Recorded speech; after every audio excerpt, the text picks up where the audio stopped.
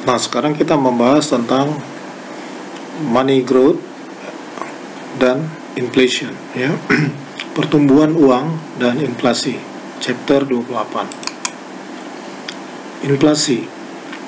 Inflasi adalah kenaikan tingkat harga secara keseluruhan atau kenaikan harga-harga barang. Inflasi berdasarkan aspek historis.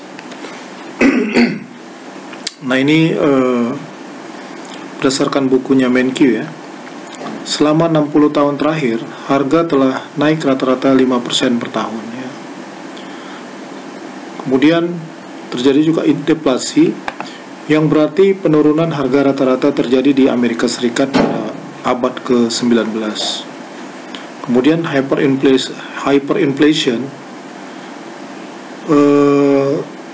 mengacu pada tingkat inflasi yang tinggi, ya. Jadi hyperinflation ini inflasi yang sangat tinggi, seperti yang dialami oleh Jerman pada tahun 1920-an.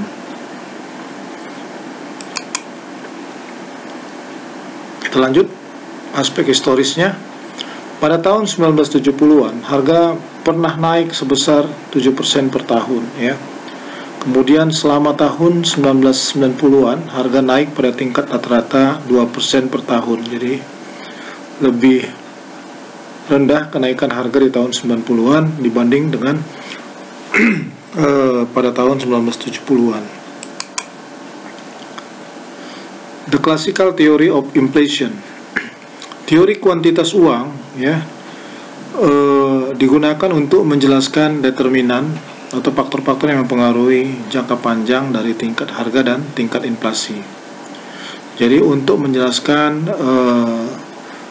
determinan jangka panjang dari tingkat harga dan tingkat inflasi, maka digunakan the quantity theory of money. Inflasi adalah fenomena ekonomi yang menyangkut nilai alat tukar ekonomi. Jadi dia mempengaruhi kemampuan alat tukar ekonomi, ya,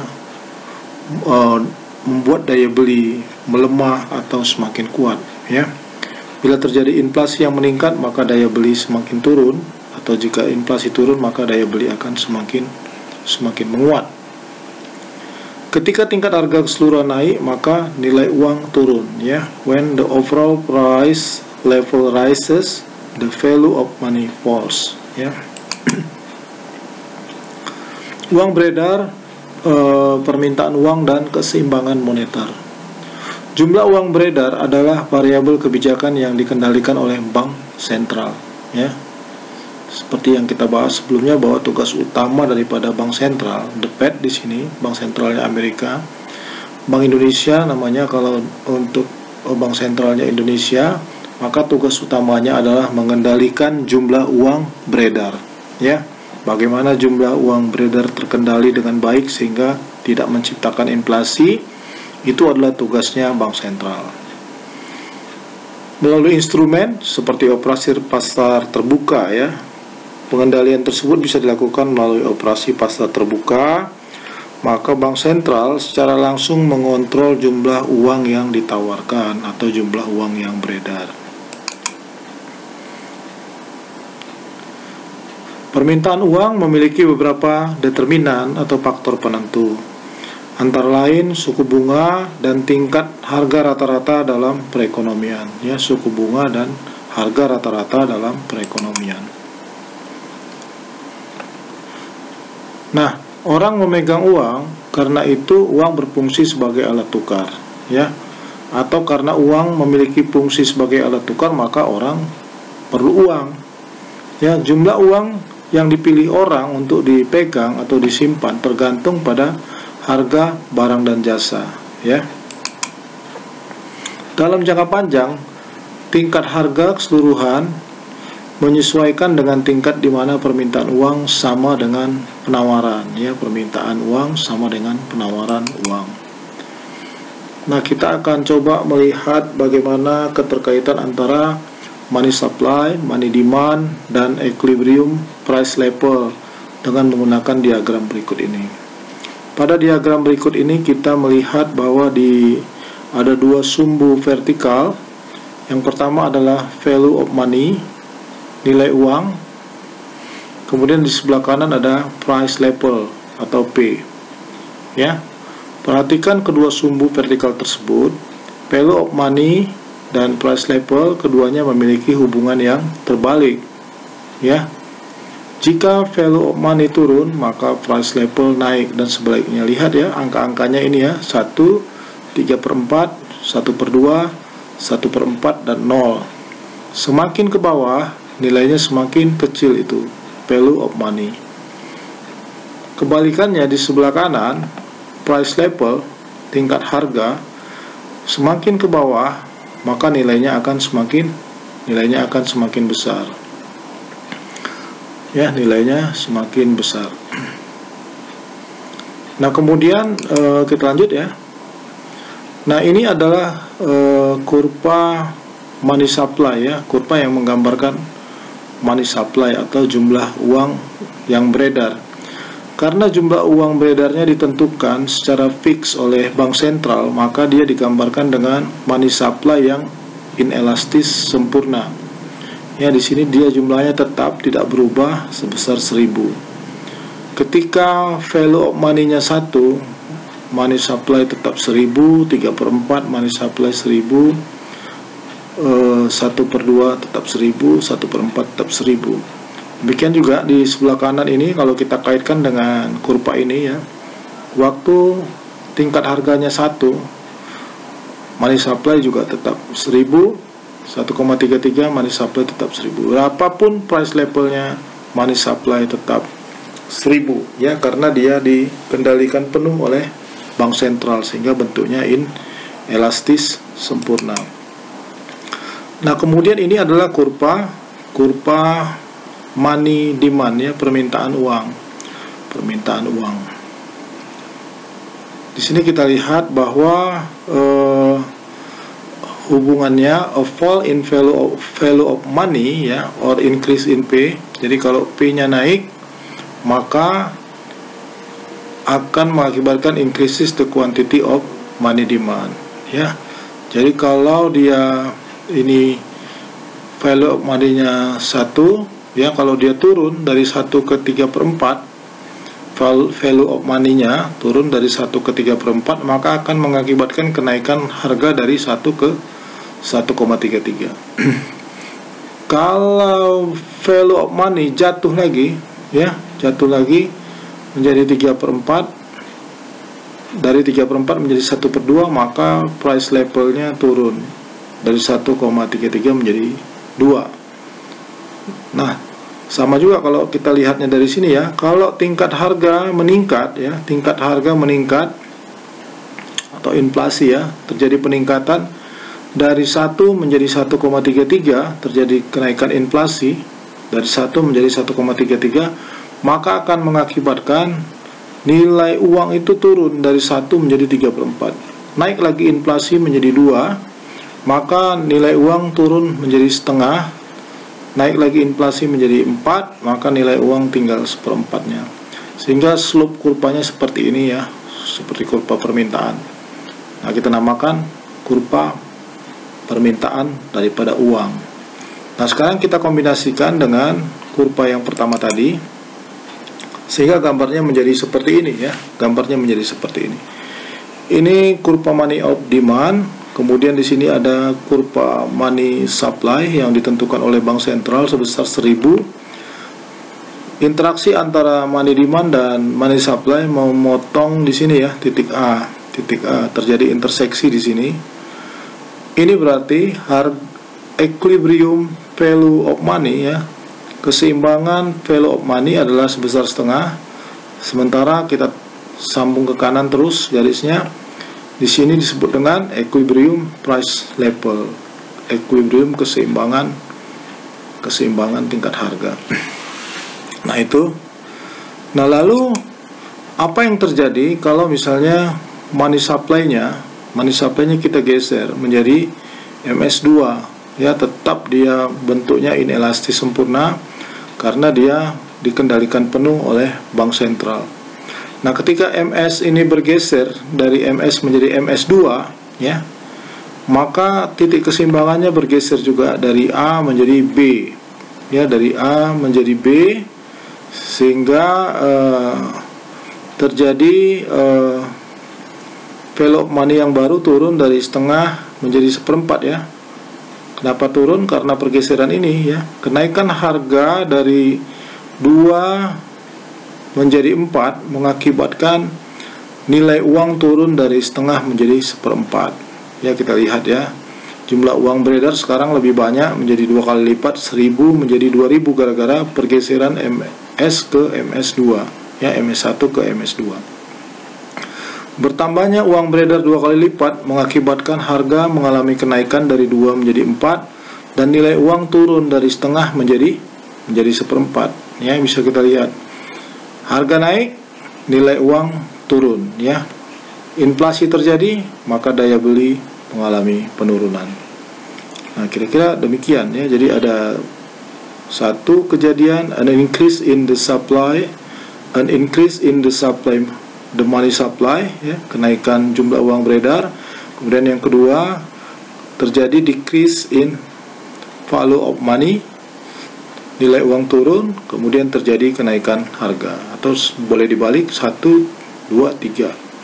Terjadi peningkatan jumlah uang beredar, kemudian mengakibatkan kenaikan harga-harga, kemudian nilai uang turun. Ya, gambar itu adalah bagian penting daripada pembahasan ini. Jadi saya harap saudara-saudara bisa coba mencermatinya lebih jauh lagi nanti dengan membaca textbooknya ya. Nah, the quantity theory of money ya, teori kuantitas uang. Bagaimana tingkat harga ditentukan dan mengapa mungkin berubah dari waktu ke waktu disebut dengan teori kuantitas uang. The quantity of money available in the economy determines the value of money. Ya, jumlah uang yang tersedia dalam perekonomian akan menentukan nilai uang. Semakin banyak jumlah uang yang beredar, maka semakin turun nilai uang. Sebaliknya, jika semakin turun jumlah uang beredar, maka akan meningkatkan nilai uang. Ya, seperti yang tadi sudah dijelaskan di gambar. Lalu apa yang menjadi penyebab utama inflasi? Ya, penyebab utama inflasi adalah pertumbuhan jumlah uang. Ya, pertumbuhan jumlah uang. Ingat dalam prinsip-prinsip ekonomi yang kita bahas sebelumnya ada akan terjadi inflasi kalau pemerintah mencetak uang terlalu banyak ya. Jadi inflasi terjadi ketika jumlah uang lebih banyak dicetak oleh pemerintah. Nah, kemudian ini ada pembahasan terkait dengan the classical dichotomy and monetary neutrality, dikotomi klasik dan netralitas moneter. Nah, ini mungkin perlu dibaca lebih detail di buku ya, tetapi secara umum kalau disebut sebagai variabel nominal ya, variabel nominal itu adalah variabel yang diukur dalam satuan moneter dalam hal ini. Sedangkan variabel real adalah variabel yang diukur dalam satuan fisik. Menurut Hume dan beberapa ahli lain, variabel ekonomi real tidak berubah ya. Variabel ekonomi real ini tidak berubah dengan perubahan jumlah uang beredar. Nah, sementara menurut dikotomi klasik, kekuatan yang berbeda mempengaruhi variabel real dan variabel nominal. Perubahan jumlah uang beredar mempengaruhi variabel nominal, tetapi tidak mempengaruhi variabel real. Masih lanjutan dari the classical dichotomy and monetary neutrality. Ketidakrelevanan perubahan moneter untuk variabel real disebut dengan netralitas moneter. Kemudian velocity and the quantity equation ya. Ini terkait dengan peredaran uang, velocity of money ya. Ini merupakan kecepatan uang mengacu pada kecepatan di mana uang dolar atau uang apa saja bisa bergerak di sekitar perekonomian. Ya, pindah dari tangan ke tangan atau pindah dari dompet ke dompet. Dan itu diukur dengan rumus velocity of money. Nah, rumusnya adalah V sama dengan dalam kurung P kali Y tutup kurung dibagi dengan M, di mana P adalah velocity ya, intensitas peredaran uang, kemudian P, the price level, tingkat harga, Y adalah kuantitas output, M adalah the quantity of money, ya, the quantity of money, jumlah uang yang ada, jumlah uang beredar. Dalam hal ini P kali Y sama dengan merupakan representasi dari nominal GDP, kemudian price level dikali dengan real GDP.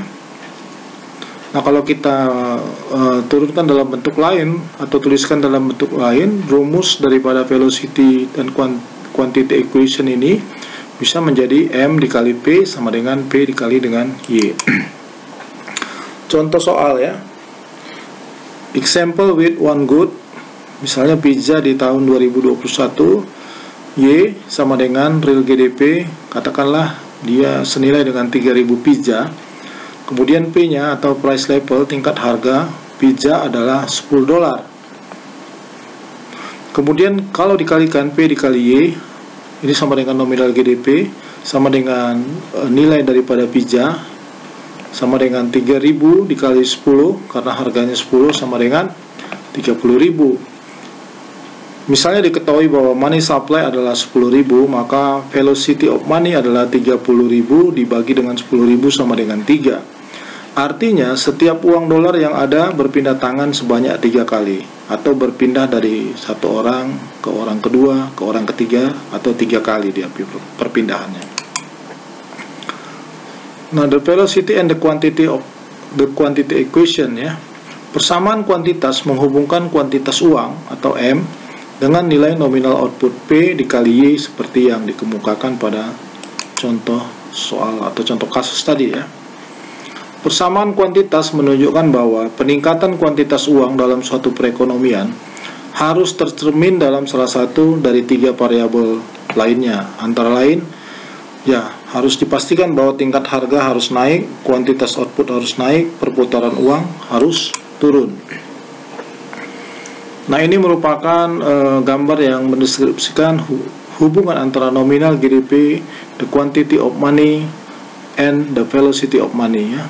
Nah, kita lihat di sini bahwa, nah, ini gambar yang naik ke atas secara linear, ini tumbuhnya konstan, meningkat dari kiri bawah ke kanan atas, adalah nominal GDP yang kuning, dan M2 adalah yang hijau. Nah, kita lihat bahwa M2 mengikuti pergerakan nominal GDP, sementara velocity of money ini cenderung stabil dari waktu ke waktu. Ya, jadi M2 mendeterminasi nominal GDP, ataupun sebaliknya nominal GDP mendeterminasi M2. Kita lanjut. The equilibrium price level, harga keseimbangan, tingkat inflasi, dan quantity theory of money, ya, jumlah uang, teori tentang jumlah uang. Perputaran uang relatif stabil dari waktu ke waktu, ya, seperti yang dikemukakan pada gambar tadi. Kita lihat bahwa coba kita back, ya, velocity-nya ini yang biru ini stabil dari waktu ke waktu, ya, stabil dari waktu ke waktu. Ketika bank sentral mengubah jumlah uang itu, akan menyebabkan perubahan proporsional dalam nilai nominal output P kali Y-nya, ya. Karena uang bersifat netral, uang tidak akan mempengaruhi jumlah output. Jumlah uang beredar, ketika bank sentral mengubah jumlah uang beredar dan mendorong perubahan paralel dalam nilai output nominal, perubahan ini juga tercermin dalam perubahan tingkat harga, ya. Lalu ketika bank sentral meningkatkan jumlah uang beredar, jadi kalau jumlah uang beredar meningkat dengan cepat, hasilnya, ya, tidak bisa dihindari akan terjadi tingkat inflasi yang tinggi, ya kan? Terjadi tingkat inflasi yang tinggi, dan ini tentu saja tidak baik bagi perekonomian, karena ketika harga-harga naik, daya beli turun, maka kemakmuran masyarakat itu mengalami tekanan, ya. Nah, apa pula yang dimaksud dengan hyperinflation ini? Hyperinflation adalah inflasi yang melebihi dari 50% per bulan, ya, jadi tingkatnya itu bisa lebih di atas 50% per bulan. Hiperinflasi terjadi di beberapa negara karena pemerintah mencetak uang terlalu banyak, ya, untuk membayar atau memenuhi kewajiban-kewajibannya. Jadi di pertemuan terdahulu kita sudah membahas prinsip tentang price rise when the government print too much money. Nah, inilah dia pembahasan itu. Ketika pemerintah mencetak uang terlalu banyak, maka akan terjadi inflasi. Nah, ini money and prices during for hyperinflation, ya. Jadi ketika terjadi hyperinflation di Austria, Hungary, kemudian di Jerman dan Polandia, kita bisa melihat bahwa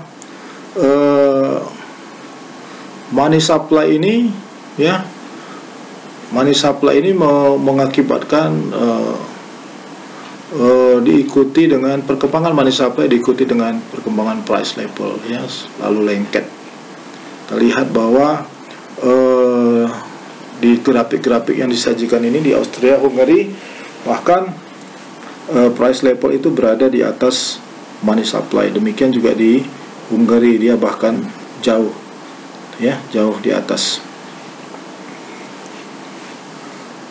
Hyperinflation dan inflation tax, ya. Ketika pemerintah meningkatkan pendapatan dengan mencetak uang, bisa juga dikatakan dengan memungut pajak inflasi. Pajak inflasi seperti pajak atas setiap orang yang memegang uang.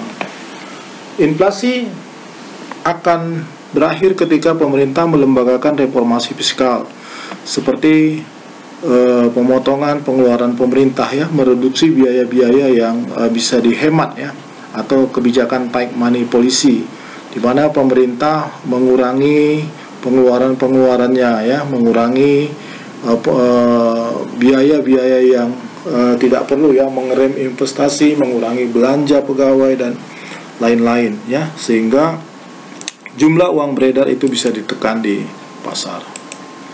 Nah, ini ada Fisher effect, ya, Fisher effect. Menurut efek Fisher, ketika tingkat inflasi naik, tingkat bunga nominal naik dengan jumlah yang sama, ya. Rumusnya nominal interest rate sama dengan real interest rate ditambah dengan tingkat inflasi.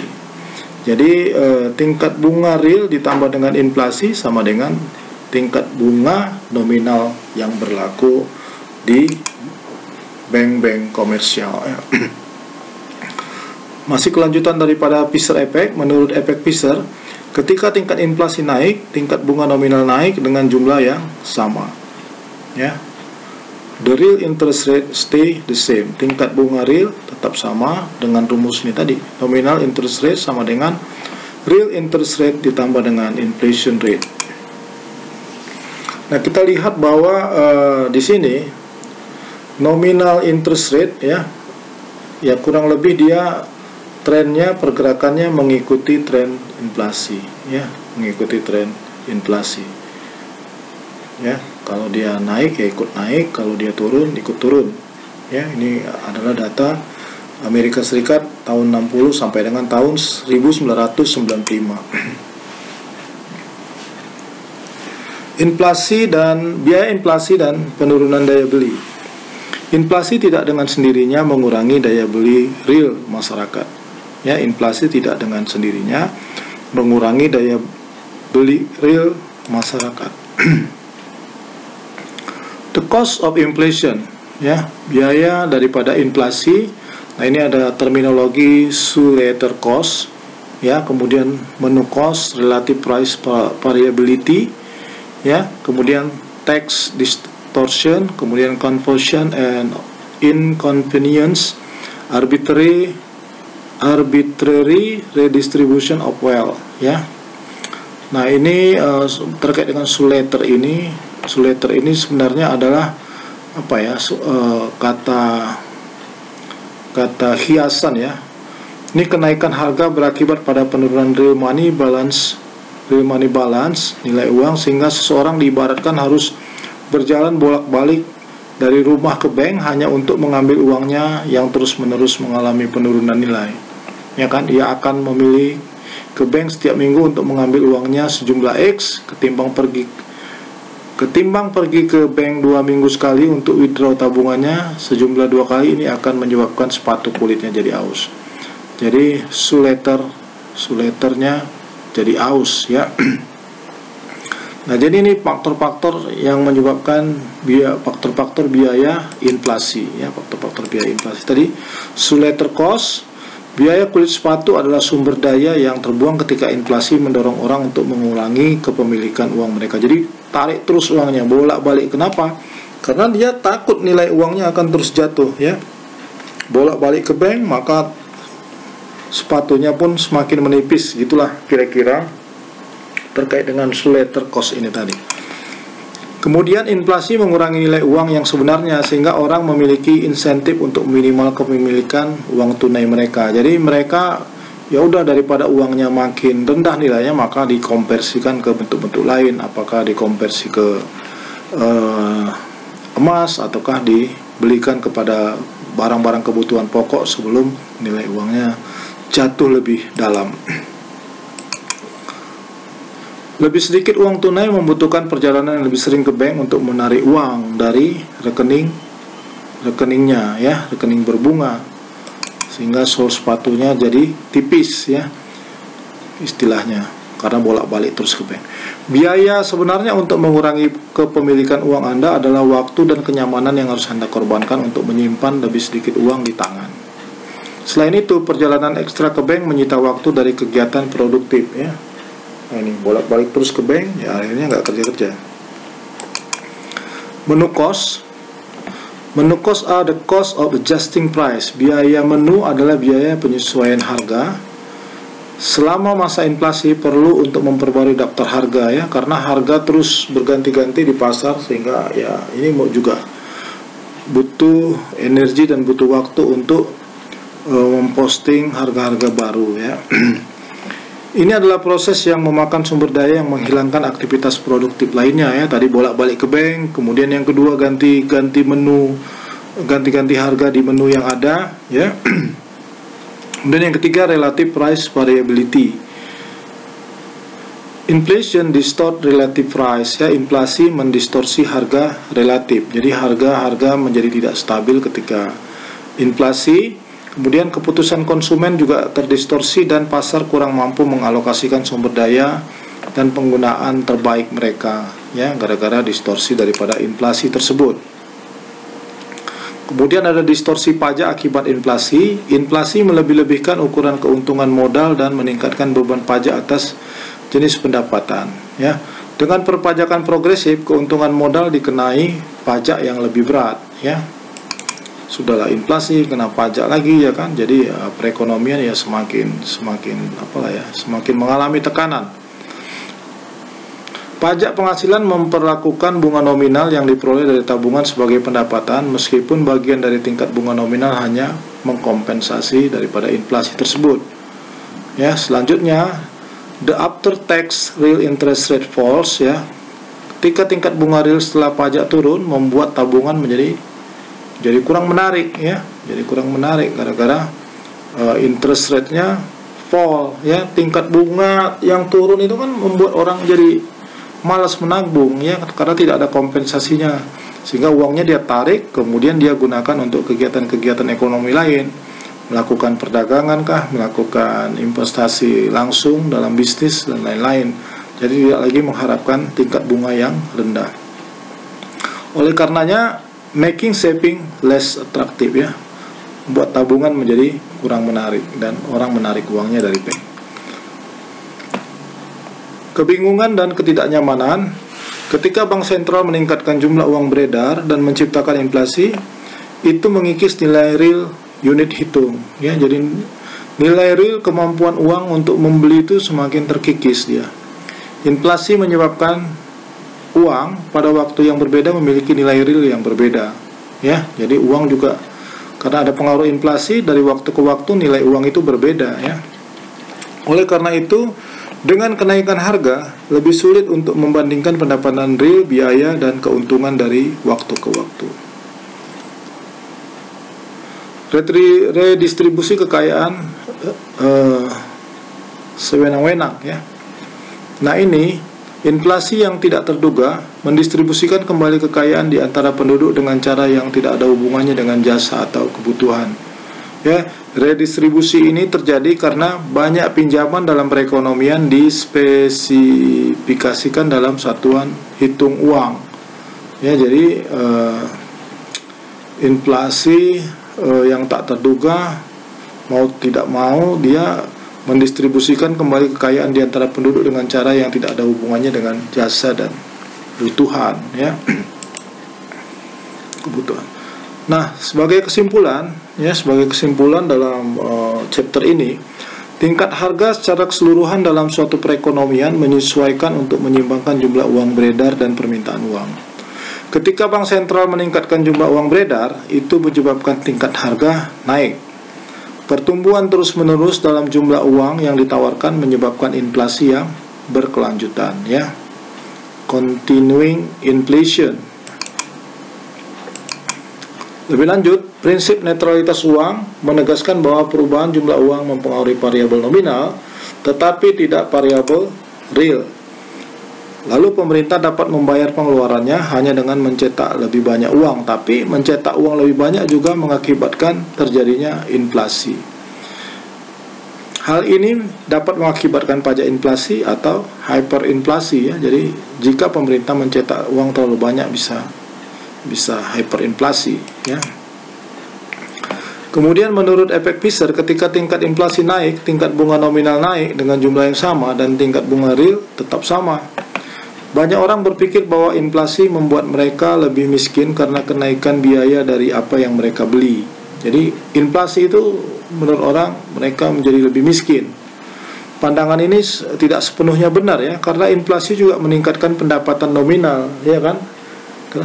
Pendapatan nominal. Kenapa? Karena ya di satu sisi ada orang yang mengeluarkan uang lebih banyak, ya kan? Di satu sisi ada juga orang yang jadinya pendapatannya lebih banyak.